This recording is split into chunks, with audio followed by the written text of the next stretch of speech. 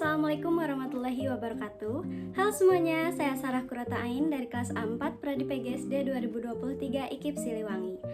Hari ini kita akan berbicara tentang sesuatu yang sangat penting, yaitu kesehatan mental. Kita akan belajar tentang bagaimana kita bisa merasa baik, nyaman, dan bahagia di sekolah maupun di rumah. Nah, di sekolah dasar, kita tidak hanya belajar membaca, menulis, berhitung, tapi kita juga belajar tentang bagaimana perasaan kita, bagaimana kita bersikap terhadap teman-teman, dan bagaimana kita menjaga hati kita. Lalu, apa sih itu kesehatan mental?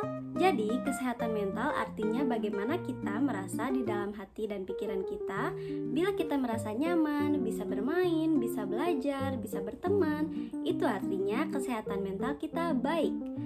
Nah, tapi bila kita sering merasa sedih, takut, atau tidak mau ke sekolah karena sesuatu di hati kita, itu berarti kita perlu memperhatikan kesehatan mental kita. Lalu, mengapa penting kesehatan mental di sekolah dasar? Teman-teman, di sekolah dasar ini adalah masa kita belajar banyak hal. Belajar teman, belajar guru, belajar buku, dan juga belajar tentang diri kita sendiri. Kalau kita merasa aman dan nyaman di sekolah, kita bisa lebih fokus, bisa lebih mudah memahami pelajaran, lebih senang bermain bersama teman. Kalau kita merasa tidak nyaman di dalam hati kita, misalnya sering takut, sedih, atau merasa sulit, maka belajar kita akan lebih susah, kita mungkin malas ke sekolah atau tidak betah di kelas.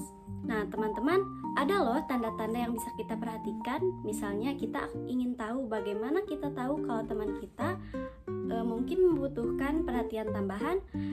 Beberapa tanda bisa jadi seperti merasa sedih atau murung dalam waktu lama, takut ke sekolah atau tidak suka pergi ke sekolah, lalu sulit tidur atau sering sakit perut tanpa sebab yang jelas. Nah, itu adalah tanda-tanda kesehatan mental kita terganggu. Nah, lalu saya ada tips nih untuk siswa-siswa sekolah dasar.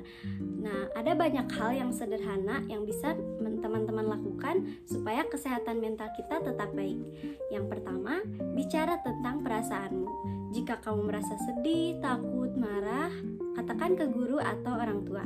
Misalnya, Bu, saya merasa bla bla bla bla karena bla bla bla bla, seperti itu. Lalu yang kedua, bermain dan bergerak. Nah, bermain di luar, lari-lari, senam ringan, bermain bola, itu akan membuatmu semakin ceria. Lalu yang ketiga, istirahat yang cukup.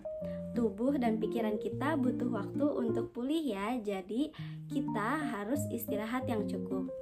Yang keempat, menarik nafas dalam-dalam ketika kamu merasa sedih atau merasa gelisah. Oke teman-teman, perlu diingat ya, kesehatan mental kita sama pentingnya dengan kesehatan tubuh kita. Bila tubuh kita sakit, kita pergi ke dokter.